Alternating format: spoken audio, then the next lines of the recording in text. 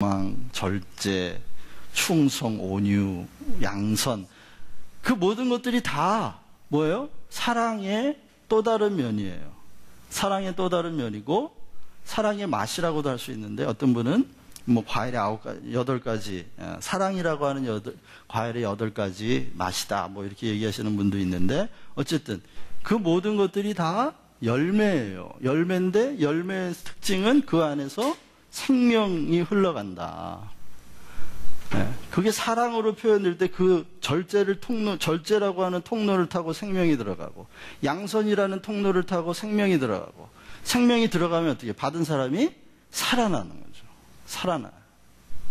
소망이 없던 자가 소망을 가지면 살아나죠? 사랑받지 못하던 사람이 사랑을 받으면 살아나죠? 살아나게 하는 건 누가 하는 거예요, 그러면? 다 생명이 하는 일이죠. 생명이 그 일을 하는 거예요. 그래서 성령의 법, 그러니까 성령의 열매인데, 그게 성령의 열매를 맺게 하시는 분은, 맺게 하는 원리는 성령의 법이고, 그것을 맺게 하시는 분은 성령이신데, 그리고 성령이 뭘 갖고 오니까?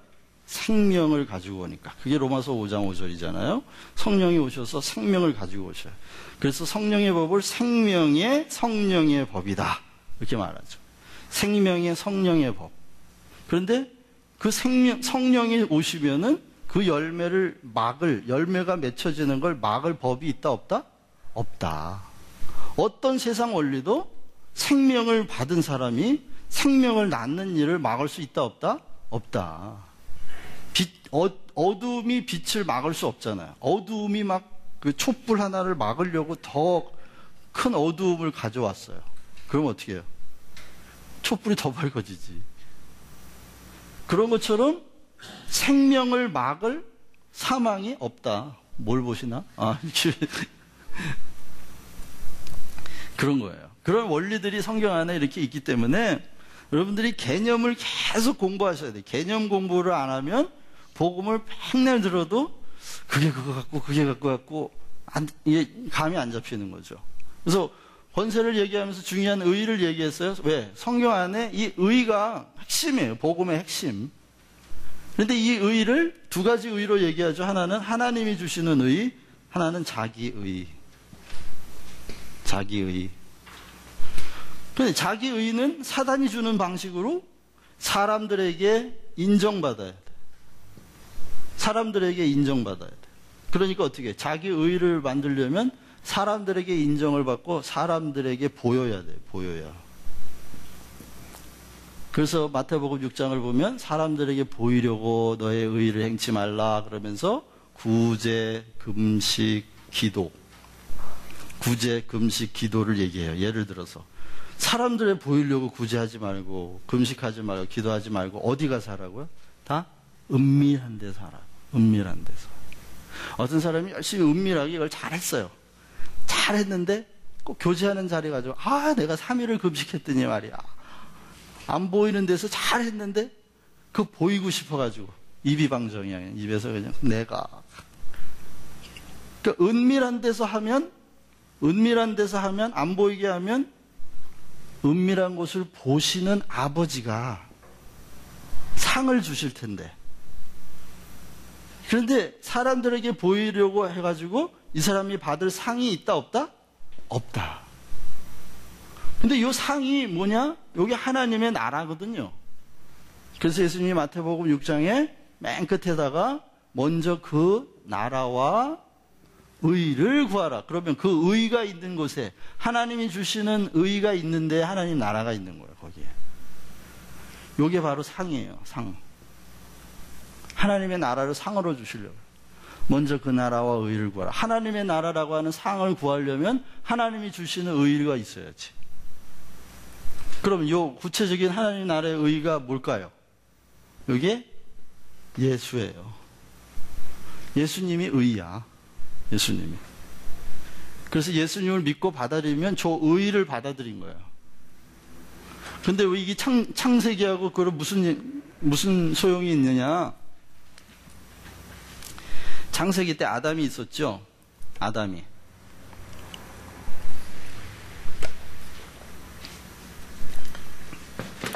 아담이 있었어요.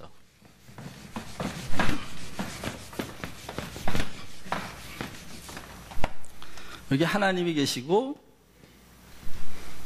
만물을 지으셨어요. 만물을 지으셨어요.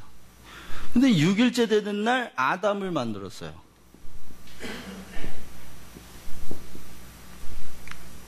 자, 그럼 보세요. 하나님과 만물 사이에 아담이 딱 있는 거예요. 그리고 아담을 지으신 이유를 설명해. 창세기 1장 26절, 27절 보면 우리가 우리의 형상을 따라 우리의 모습을 따라 사람을 만들고 그러하여금 만물을 다스리게 하자. 다스리게. 다시 말하면 통치하도록. 통치 대리자예요. 자, 그러면요. 아담이 하나님의 통치, 세상을 만물을 다스리는 통치 대리자가 됨으로써 만물은 드디어 뭐가 생겼느냐? 만물의 존재 이유가 생겨난 거예요. 아담이 없을 때는 만물은 그냥 생겨난 거예요. 생겨난. 누가 만들어 달래? 이러고 있는 거예요. 네, 만물이. 그러고 있는 거예요. 그런데 만물을 다스리는 아담이 딱 등장하고 나니까, 아담이 이렇게 말하는 거예요. 너희들은 왜 존재하느냐? 하나님께 순종해야 돼. 하나님께 복종해야 돼. 왜? 하나님이 창조주야. 그분이 주인이야. 생명과 의와 세상이 다 그분에게 있어. 하고 아담이 중간에 딱 서 있으니까 그때서야 만물의 존재의 의미가 딱 생겨난 거야. 그들이 존재의 방향이 결정된 거예요.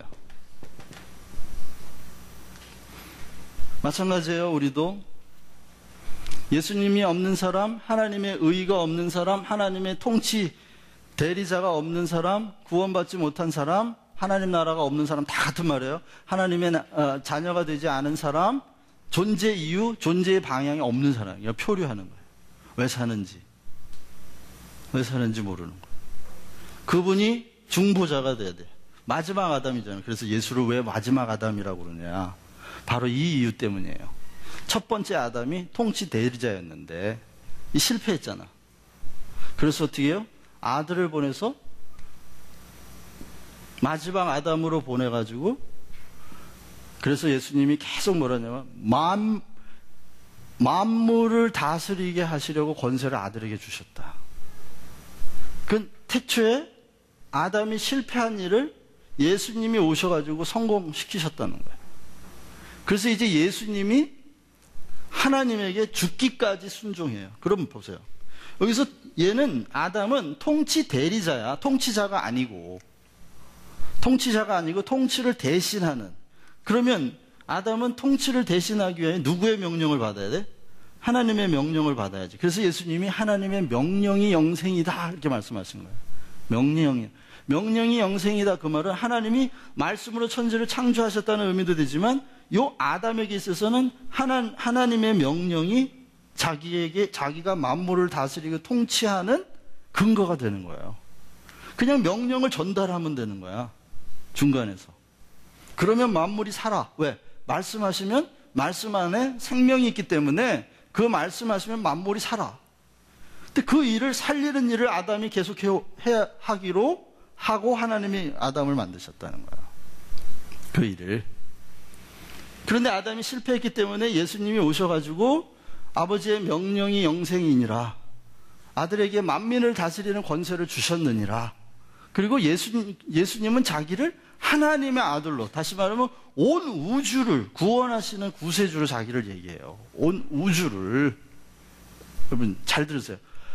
온 우주를, 인류를, 나만이 아니고. 그리고 우리가 예수 그리스도를 믿는다는 말은 온 인류를 구원하시는 하나님을 믿는 거예요. 온 인류. 그럼 나와 내가 믿거나 안 믿거나 나의 구원은 어디와 연결되어 있어요? 온 인류와 연결되어 있다고. 믿거나 안 믿거나 이제 예수 그리스도 안에 있는 사람의 운명은 말씀과 결탁되어 있어요. 말씀과 결탁이 돼, 내가 믿거나 안 믿거나 말씀과 결탁이 돼 있고 그 말씀은 어디를 향해? 온 우주를 향해 선포되고 있다고요. 그렇기 때문에 우리의 운명은 이제 온 세계, 온 인류와 다 있어요. 우리 생각을 크게 가지셔야 돼요. 크게. 비록 우리가 봉해지로 해서 이렇게 구속해서 신앙생활을 하지만 우리의 삶, 우리의 신앙은 가장 높으신 곳에 계시는 하나님과 연결되어 있고 그분의 명령을 받아 마지막 아담이신 예수님이 지금 세상을 다스리고 있어요.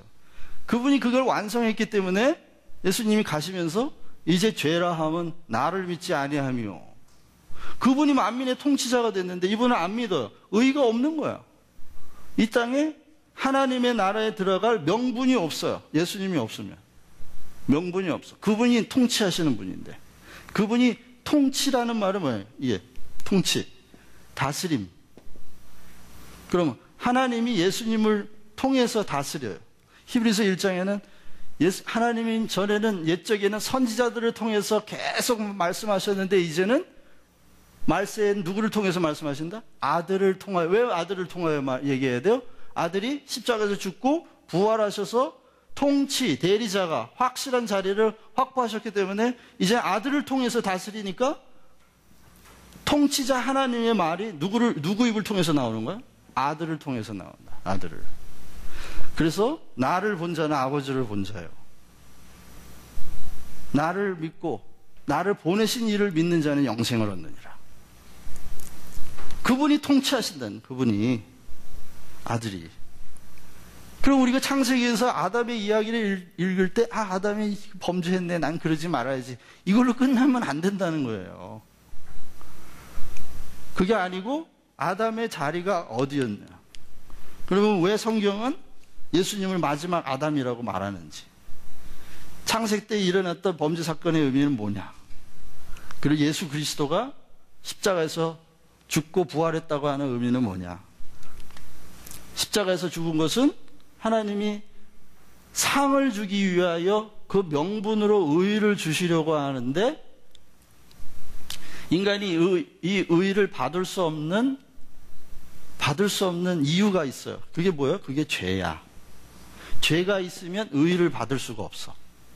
그렇기 때문에 이 죄를 제거하셔야 했어요. 그게 십자가예요.